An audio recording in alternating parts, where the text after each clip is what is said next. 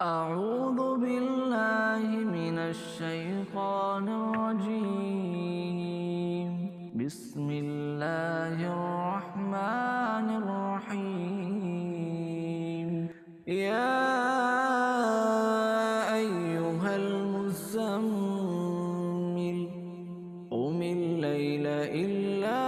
قليلا نصفه أو انقص منه قليلا أو زد عليه ورتل القرآن ترتيلا إنا سنلقي عليك قولا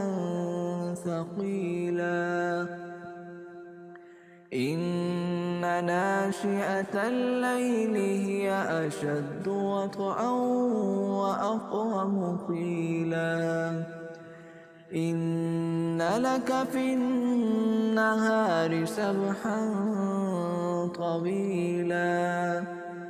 واذكر اسم ربك وتبتل إليه تبتيلا رب المشرق والمغرب لا إله إلا هو فاتخذه وكيلا واصبر على ما يقولون واهجرهم هجرا جميلا وذرني والمكذبين أولي النعمة ومهلهم قليلا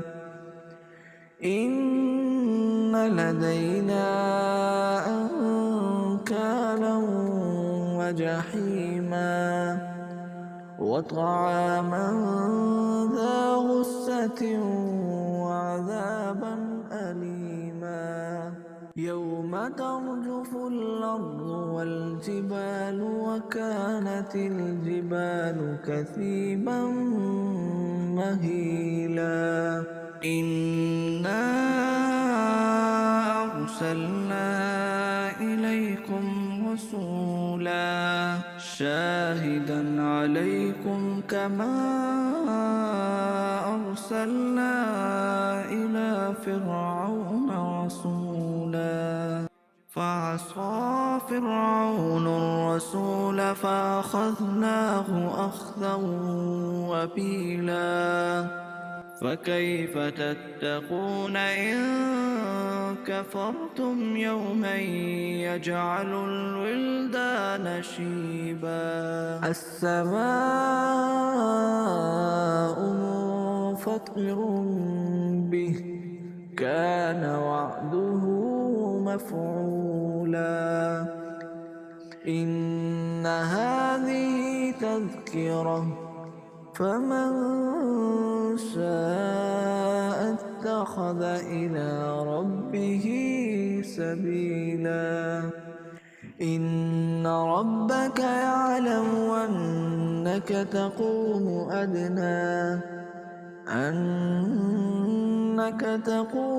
أدنى من ثلثي الليل ونصفه وثلثه وطائفة من الذين معك والله يقدر الليل والنهار علم أن لن تحصوه فتاب عليكم فاقرؤوا ما تيسر من القرآن علم أن سيكون منكم مرضى وآخرون يضربون في الأرض يبتغون من فضل الله وآخرون يقاتلون في سبيل الله فاقرؤوا ما تيسر منه وأقيموا الصلاة وآتوا الزكاة وأقرضوا الله قرضا حسنا وما تقدموا لأنفسكم من خير تجدوه عند عند الله هو خيرا وأعظم أجرا